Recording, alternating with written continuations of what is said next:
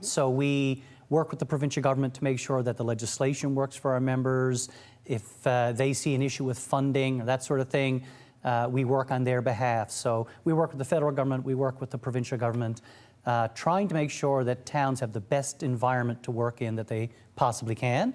And we also provide a lot of services. So we give them access to legal advice and insurance and that sort of thing. We're kind of like a board of trade for municipalities. Okay, and how many municipalities do we have? We have 275 municipalities, from the City of St. John's, 106,000 people, I think, down to Tilt Cove, which has 5 people. And so, in addition to municipalities, we have some other communities in the province, local service districts and others. Is that right? So we have local service districts who have a committee. They will elect a chairperson, that sort of thing.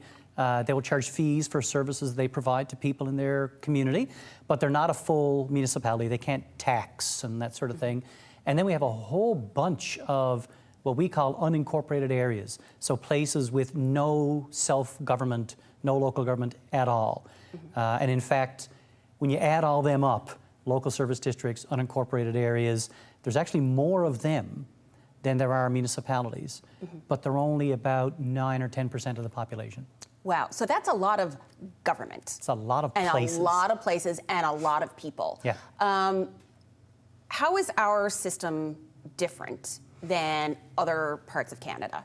The biggest difference between us and the rest of Canada is the fact that we just have that one way of doing municipal government. You can be a town or a city. There are 3 cities, St. John's, Corner Brook, Mount Pearl. Everybody else is a town. In most of the rest of Canada, there are regional options. So in Nova Scotia, for example, you can be an independent municipality, or your community can be part of a county. And all of your municipal services are provided by that county. You elect somebody to sit on it.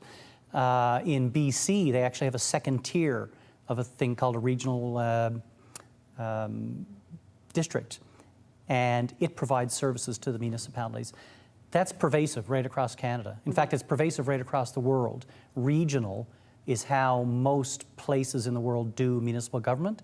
And we really stand out on that because we have no regional forums at all.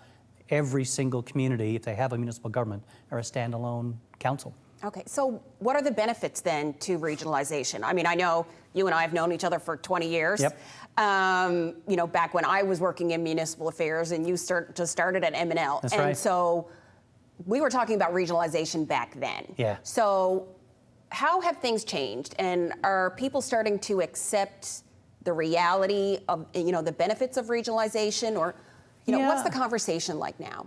I think they're starting to come around. I mean, well, let's start at the benefits. You asked what the benefits are. To me, the benefits are just better administration, better planning. I mean, a lot of when you go across Canada, if you ask most people, what's your municipality do? They will say, well, my municipality plans for the future. Either we plan financially or snow clearing or services or recreation, social services. They plan. In our province, because there's so many municipalities and they're so small and they have so little money, most of them don't have a plan. They don't do a lot of planning. They're so busy doing, they're not actually spending any time planning.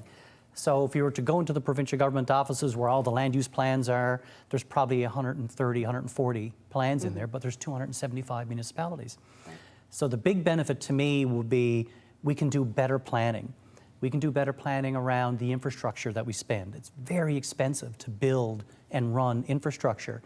I think we could do a better job of managing that because you're talking about small communities that have probably a clerk or a part-time clerk. We know 75% of our members have 1 or fewer employees. Right. That's an incredible stat when you compare us to the rest of Canada. A lot of those, that 75%, are actually part-time folks. So I think there's a great benefit to trying to pull together a lot of this professional advice and administrative support so that councils can make better decisions.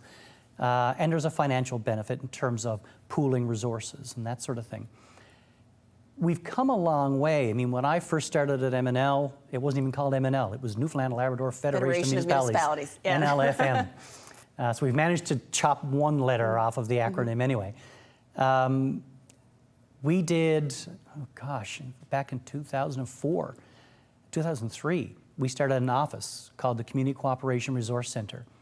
And the purpose of this thing was to collect information on the benefits of regionalization and sharing services, but also to answer questions from councils on challenges they were having in doing regionalization. And when we hired the first person for that position, I said, you're not going to get any phone calls. Focus on the research part first.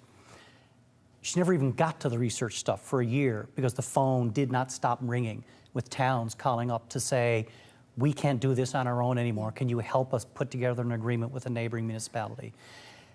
And now we've gotten to a point where even though I believe, and M&L generally, we believe regional government is a good way to do municipal government, we've hit a point where now we're running out of councillors. Yes. Right? Well, that's what I was going to ask. You know, demographics, the geography, the demographics of our rural communities in particular. Yep. But not just. but not just. Yep. But, the realities of having all of these people in mostly volunteer positions, because that's another thing people don't necessarily realize. Yeah. Outside of the cities, for the most part, these are all volunteer counselors. They're volunteer. They can spend up to 2.5% of their own gross revenue, for those policy finance nerds who want to know that sort of thing, on remuneration for council. For most of them, that's a tiny amount of money. For most of them, they don't take it. They might get a stipend per meeting or something like that. Right. It doesn't cover the cost of gas to attend committee meetings, time away from work to attend meetings, all that stuff. So for the most part, if you're on a council in a small rural community, you're putting money into the system. You're not taking money out of the system. And a lot of them have been at it a long time. I don't know how much more we can ask of a lot of these people. They've been on council for 30 years. And we really need to do better by them. We need a system that allows them to make good decisions for their community, but live a life as well. And we have municipal elections coming up within the next year. Yeah, next September. So when you look at the last 2 rounds of elections, I know just from some of the information that you shared, the average age is... Well, the average age is getting up there. I mean, we're into the 60s now in terms of the average age of people on councils. Right. Which is, in a province, we are one of the oldest on average provinces in the country. We are aging faster because we have fewer young people. We're having fewer young people, and there are fewer of them around. They're leaving. Councils are older than their communities. So those people, I think, would like to retire. I think they'd like to enjoy a few years without having to shoulder this burden. We have a lot of councils where in the last year or so of their term, we'll be writing our minister. Now, it's a council of 5 people. They'll be writing the minister looking for permission to operate without a quorum. That means they can't get 3 people to sit on council, so they're down to 2, and they have to ask special permission to be able to do that. And we are seeing election after election, we're either dipping just below 50% of councils even needing an election, or we're right at 50, 52, something like that percent, which means half of our councils are either acclaimed, so 5 people run for 5 seats. Usually it's 4 people run for 5 seats or something like that. So we did some analysis from the last election and saw the same thing, same trend. We're right at about 50%. And then we said, well, what if we looked at, what about those councils that had like 1 extra person run, or maybe 2 extra people, which I don't think anybody would say is a healthy democracy, right? If you got 5 seats on council and you're generating 7 people to run for those seats, that's still sort of the bare minimum. 70% of the elections, 70% of the councils in the province were in that category. So only 30% could generate more than 2 extra candidates. So there is a very definite trend down in terms of the number of people running. It's going down 100 or 200 people every election. So we're down to like 1,900 people ran the last time. And the number of councils actually needing a contested election is going down. Yeah. Well, it looks like that in itself is a good argument for regionalization. Okay. Yep. Yeah, a better democracy. Absolutely. So we're going to take a quick break, and when we come back, we'll talk about some of the advocacy work of MNL and your upcoming virtual conference. Excellent. Okay. Thank you. We'll be right back. All right, girls.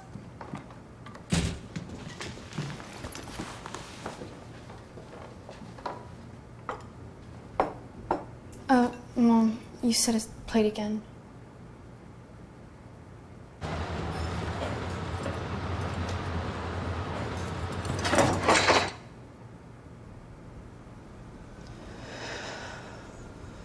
Workplace injuries hurt the most at home. When I get up in the morning, the first thing I do is put on my yarn. Lynn's been able to have the prosthetics and have the support that she needs because of the people who donate to the war amps. My arm helps me to pick flowers. She can do things on her own. She doesn't need someone else to do it for her. I love all the pretty colors of flowers, but yellow's my favorite color.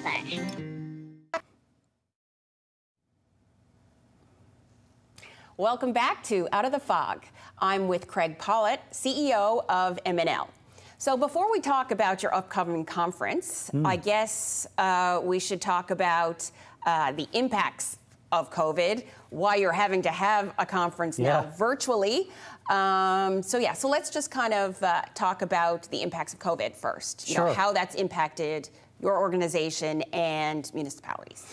Yeah, the impact's been massive on municipalities, both from sort of a financial perspective, but also just in terms of what people expect of councillors, for example, because we talked about how they're volunteers, and a lot of them are absolutely volunteers. And what we found is that our system is designed to do the basics, right? Again, when you look across Canada, municipal governments are more sophisticated in terms of their structure and that sort of thing. So the basics being water, keep the streets sewer. clean, water, sewer, garbage collection, keep the street lights on, snow clearing, keep the roads, potholes filled in, that side of things. And they do that. That's their function, and they show up and they get that stuff done. As soon as you put a stress like a pandemic on top of that system, all the cracks start to show. So we had councillors who were getting calls at 3 a.m. from residents saying, did you know so-and-so was back from Florida and they're not self-isolating? You need to go down there and tell them to stay in their house. The mayor can't do that. They have no control over that sort of thing.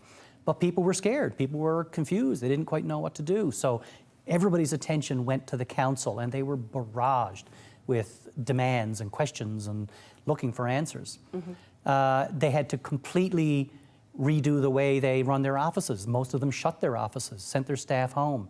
They did council meetings from over Zoom. We're talking about councils who probably just had an answering machine, didn't have a computer, are now jumping into Zoom meetings and Skype meetings and all that kind of stuff. So the word pivot gets thrown around a lot. Man, they pivoted like 360. It was amazing. Changed all the structures in their offices, all the engineering changes so that their staff are protected and residents are protected. They pulled out stuff that I wasn't quite sure they're going to be able to. And one of the things that helped them do that is that we started having regular Zoom calls with them. And we did months of these regular, every couple of weeks, calls right across the province by region. I think we ended up with 800 people showing up to these calls over the course of several months. And sometimes it was us answering questions to them. They would say, what's the province saying about this? What should we do about cleaning playground equipment? That sort of thing. We would go work with the province, who were fantastic. Working with Dr. Fitzgerald's staff was amazing. And we would give them template policies, guidelines, whatever. But a lot of it was them talking to each other, which was amazing, because my view of it was a big screen with a bunch of my members asking each other questions and giving each other answers and sharing information like in real time. And so they've gotten through that stage. They got through the reopening stage when everybody thought playgrounds were going to open the next day and everybody thought pools could open the next day, and that didn't really happen. The impact on MNL has been extraordinary, because we've learned to deliver in a different way. So we're much more online now than we were before. We took a meeting room in our building and turned it into a Zoom studio. We don't have physical meetings in there anymore. It's just to reach out to our members electronically or virtually. But we've had to cancel a bunch of our events. We have a lot of in-person events, and that funds our activities. So we're having to change how we bring in revenue. So we're applying to programs. So one of the things we realized is our members need quick answers. They need solutions. They're having financial trouble, so they need help. They need it right away. In the normal world, M&L would say, okay, that's a strategic gap we need to fill. Let's take 2 or 3 years to build up the revenue, and then we'll deliver a service. We don't have that kind of time right now. So we are applying to programs that we've never applied to before and shifting the way we do business. That's been a major, I mean, we were very lucky, although it's a plan, so we're not lucky. We had a strategic plan in place, so we weren't lucky, we did it.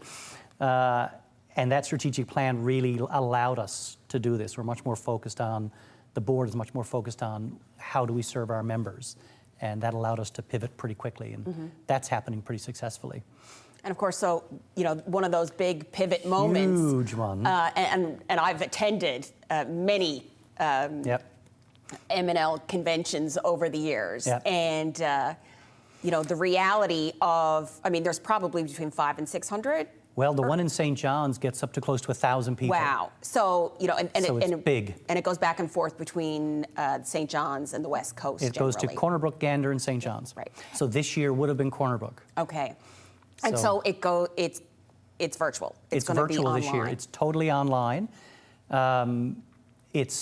There's 3 days worth of material. I think there's 66. We're going to hit 70 at some point sessions that people can take in. It's a lot of learning. That's a lot of learning, a lot of sharing. It's not just a social conference. No, I mean, there's a little bit of social, but you know, the reality is it's the major source of learning opportunities for councils. For councils. And if you don't go, I mean, I've heard this so many times for people who come to their first physical conference. They come to the M&L conference in Corner Brook, Gander, or St. John's. They've never come before because they just think they're going to go play golf, they're going to do whatever. And they leave with like their brains exploding with information. Yes. And when they leave, they typically say, I can never not do this again. Absolutely. I always have to come to this from now on. And all that now is going to be online. We're setting up a separate website to host the virtual event. We've got Clyde Wells, Honorable Clyde K. Wells is lined up to do a keynote. We have a couple other keynotes that we're going to announce in a little while, but I can't tell you yet. And just like everything you want to know about what's coming with funding, new issues around liability and legal issues that towns have to worry about, how we all got through COVID and what it means for planning your recreation next year and that sort of thing. So very detailed stuff around how to manage recreation facilities, arenas and pools, right up to where are we going with regionalization and what does the sector want to see and that sort of thing. Big discussions, right down to very detailed discussions. And the cool thing is, when they register, you can sit in front of your computer for 3 days if you want, if you have nothing else to do in your life, and watch all these sessions. But you're going to have a month after the conference to go back and see everything. So you don't have to watch it all when it's happening at all. In fact, for most of the conference, there's going to be up to 5 concurrent sessions happening at any given time. So normally when you come to an in-person conference, you got to pick one. You're one person. You can't go to all 5 sessions, so you got to pick one. You don't have to pick one anymore. You can watch whatever one you want to watch. A week later, watch another one. A week later, watch another one. So it's the best of all possible worlds in terms of getting the information you talked about. You can now get all the information, not just the stuff you can get to the room for, you know? And one of the things, you know, one of the things with COVID is it definitely exposed the cracks in all systems, but it's challenged us to do things in different ways. And so in future years, I would expect that people are going to want to see some continuation of that model, or perhaps a hybrid. I was just going to say the same thing. I think people are going to expect at least a portion of your events to be on Zoom or on a website or whatever, so that if you can't go, you should still be able to get access. So we have a really cool partnership with the College of North Atlantic, for example, an MOU that we signed with them. And one of the things that we've talked to them about, and internally and between us, is they have 17 campuses across the province. Right. Every campus has a room that can hold 30 or 40 people that can do virtual meetings. Well, if you can't come to Corner Brook or Gander or St. John's, or if you can't go to where M&L's thing is, maybe you can go to your closest CNA campus and watch the proceedings from there. Because not everybody's got broadband in their living room or their council office, right? So some of that hybrid stuff is going to work into what we're doing for sure. The only thing we aren't doing this year, or in November when it's happening, are elections. The Corporations Act doesn't allow us to do that. So we're working on a workaround, and that'll happen in the spring. So your board elections is what The board you- elections, correct. Yeah. Right. And so talking about partnerships, let's talk about this new initiative with the engineering school at with Memorial. MUN, yeah. So what's that about? So one of the things that we've always wondered about is, or had an eye on, is the engineering capacity within municipalities. Because most of them wouldn't have their ability to have No. their own municipal engineer. No. So they generally go with consultants. They have right? consultants, and there's only so many consultants in the province. They're all very busy. And we like the idea of them having some internal capacity to have somebody around to really dig into stuff. And we came up with this partnership. ACOA actually came to us and the university and said, we could probably fund positions in municipalities. If you guys could put together the right proposal, we think we can put some money behind it. And they were very good. They were very flexible, very quick to work with us. So what we've got is a program where 10 municipalities for this fall term, and then another 10 municipalities in the winter term, starting in January. Okay, so it's like a pilot. Yeah. Is that okay? So they'll each get a single engineering work term student for each term, and ACOA is chipping in a percentage. The university is actually chipping in a percentage, and M&L is getting one of those students, so we're going to have one ourselves. So there's 11 students per term that will be getting work terms that wouldn't otherwise get them. So they're getting amazing real-world experience. At a time when work terms are not that easy to Oh, get. you better believe it. And our members are getting a really affordable opportunity. So it's not free for the municipalities. They're still paying something, but it's a fraction of what they'd have to pay if they had to go in and do it on their own. So we're getting, we had a bunch of municipalities sign up front. Then we announced the program because we needed to know it was going to happen. We've announced it, and now we're getting calls from all over the province. So there's a lot of interest in doing this, which is really, makes me very happy that a lot of the councils out there are seeing the benefit of having a student and an engineering student in their office, helping them with stuff on a day-to-day basis. And I really think that it's a model that we could extend out as a permanent thing if, knock wood, if the funding gods agree. Well, of course, you and I could go on and on about municipal governance and policy for forever, but we're coming to close to the end. But I think it's been wonderful having you here. Thanks. And if anything, I think sometimes people look at government in tiers. Federal, provincial, municipal. You and I would advocate that they're all parallel. So, thank you so much for being with us today, Craig. My pleasure. I'm sure I'll have you back again. Good stuff. Thanks. Thank you, and we'll be back after these messages.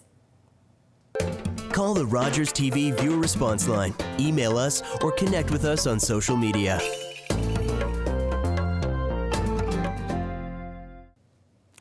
Thanks for joining us on another episode of Out of the Fog.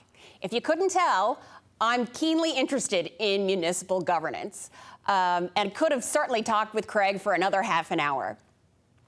To find out more about Municipalities Newfoundland and Labrador, you can check their website, municipalnl.ca. As well, I encourage you to consider running for municipal politics for their elections next fall. Join us next time on Out of the Fog.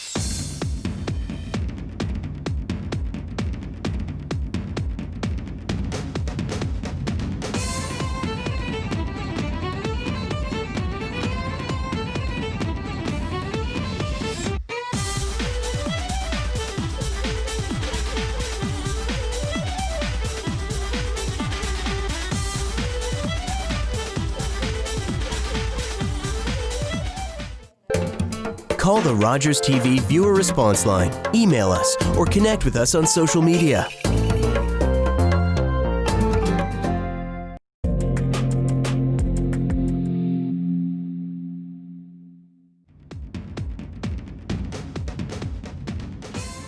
Hey everyone, it is Jason Piercy, host of Out of the Fog on Tuesday nights at 7:30. You're definitely going to want to watch because you never know what I'm going to get into. It's all about community. It's all about you. So watch Tuesday, 7:30.